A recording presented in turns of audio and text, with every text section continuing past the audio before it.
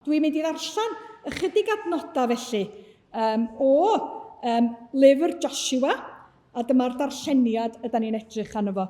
Mi dreulio ni yr chydig funudau nesaf yma mewn amser o ddefosiwn.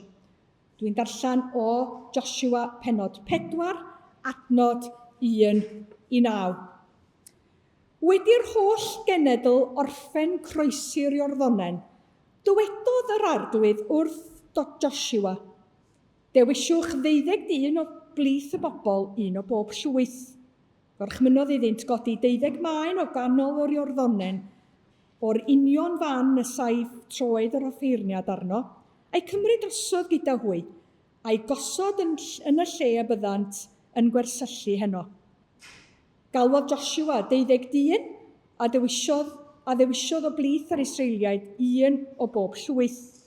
A dywedodd wrthynt, ewch drosodd o flaen arch yr arglwydd eich Duw at ganol yr Iorddonen, a choded pob un ei faen ar ei ysgwydd yn ôl nifer llwythau'r Israeliaid i fod yn arwydd yn eich mysg. Pan fydd eich plant yn gofyn yn dyfodol, beth yw Ystyr y Meini hyn i Chwi? Yna byddwch yn dweud wrthynt fel y bu i ddyfroedd yr Iorddonen gael ei hatal o flaen arch cyfamod yr arglwydd pan ddaeth hi drosodd a talwyd y dyfroedd. Felly bydd y Meini hyn yn gofeb i'r Israeliaid hyd bys. Gwnaeth yr Israeliaid fel y gorchmynodd Josua a chodi 12 maen o wely'r Iorddonen yn ôl nifer llwythau'r Israeliaid fel yr oedd yr arglwydd wedi dweud wrth Josua, a'i cludo drosodd gyda hwy i'r man lle roeddynt yn gwersyllu a'i gosod yno. Hefyd, gosododd Josua 12 maen yng nghanol yr Iorddonen, lle safodd yr offeiriaid oedd yn cludo arch y cyfamod ac yno y maent hyd heddiw. Felly, pwy sydd yn gorchymyn? Yr arglwydd ei hun sydd yn gorchymyn. Ac mae o'n gorchymyn iddyn nhw warchod y gyfraith. Mae'n gofyn iddyn nhw warchod yr hyn sydd yn bwysig. Fel ydym ni'n gwybod, da ni ddim yn gaeth i'r gyfraith mwyach, achos pobl yr atgyfodiad ydym ni. A mae o hefyd yn gosod y Meini mwyn gwarchod yr hyn sydd ganddyn nhw. A'r cwestiwn ydym ni'n ofyn heddiw yma di beth sydd gynno ni fel cenedl i warchod. Be o'n etifeddiaeth ni sydd gynno ni warchod. Ac felly mae'r Meini'n cael ei gosod fel maen i warchod. Y cwestiwn yn cael ei ofyn, beth yw Ystyr y Meini hyn i chi? A sylwer pwy sy'n gofyn? Pwy sy'n gofyn? Glwch chi yn y darlleniad pwy sy'n gofyn? Y plant sydd yn gofyn.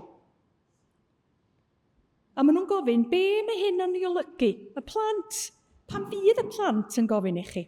Be di Ystyr y Meini hyn i chi? Ac yma'n plant nina yn gofyn i nina heddiw yma. Be di Ystyr hyn? Be di'r dyfodol o hyn? Dwi'n hynod o falch bod gyda ni hefyd bobl ifanc yma, wel, gweddol ifanc, ac sydd yn mentro mewn meysydd arloesol. Ydyn ni gwrando ar y lleisio hynny, neu ydyn ni'n meddwl yn bod ni'n gwybod yn well?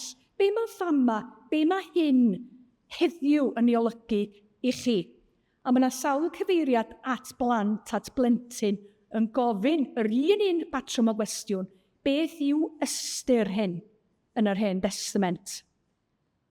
Ac yr ateb yna amlach na pheidio ydy, mae o'n arwydd gweledol, y mae o'n arwydd bost, neu yn wyrth, y mae o'n gytundeb, y mae o'n gyfamod. Mae o'n arwydd fod yr arglwydd gyda ni. Ac mae'n adeiladau ni. Yn achos Eglwys Presbyteriaeth Cymru, dros 800 ohonyn nhw. Yn arwydd i ni, yn yr oes a fi, fod yr arglwydd wedi bod efo ni, ac yn bod ni wedi cael yn bendithio yn helaeth. Ond rwan mae rhaid i ni symud ymlaen. Ydyn ni hefyd yn gweld yma yn y darlleniad fod arch y cyfamod, fod yr hyn oedd yn bwysig wedi cael i'w warchod a'i atal.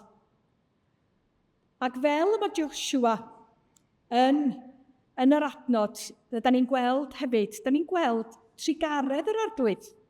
Ydyn ni'n gweld trigaredd yr arglwydd hyd yn oed yn yn tir nina heddiw hefyd. Ydyn ni'n gweld trigaredd yr arglwydd arno ni fel cenedl ac fel gwlad.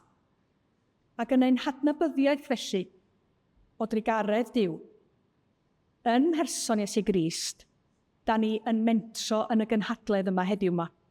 Ac mewn ysbryd gweddi, ac hefyd mi fentra i deud, yn ysbryd undod, ydyn ni'n gofyn y cwestiwn, beth mae'r meini hyn yn ei olygu i chi? Mi fydd y diwrnod yn ddiwrnod fydd yn symud yn gyflym. Mae'r siaradwyr yn gwybod mae 10 munud sydd ganddyn nhw. Mi fydd yna gyfle i chi ofyn cwestiynau, i holi, fydd yna gyfle i atebion. Da ni yn mynd i gadw mor agos ag y medrwn ni at yr amserlen. Diolch i chi am wneud heddiw yn bosib. Dewch i ni gael gair o weddi. O ddiwyntad nefel, da ni'n gofyn dy fendith di ar yn cyfarfod yma heddiw yma. Da ni'n diolch i ti am y diwrnod, da ni'n diolch i ti am y lleoliad, da ni'n diolch i ti am yn hanes a'n etifeddiaeth ni, ac fod gynnon ni gymaint i adrodd yn ôl arno. Ond heddiw arglwydd, da ni isio edrych ymlaen. Da ni isio bod yn fentrus wrth wneud hynny, da ni isio bod yn eofn wrth wneud hynny, a da ni eisiau bod yn fwriadol wrth wneud hynny. Helpa ni hyd yn oed os oes yna bethau sy'n cael i'w dweud, bydd yn gwneud i ni deimlo'n anghyffyrddus. Helpa ni fod yn ddewr arglwydd. Dyma ni arglwydd, bydda efo pawb sy'n rhannu yma heddiw yma. Da ni'n cyflwyno'r cyfan yn wilaidd i dy ddwylo di, yn enw Iesu Grist. Amen.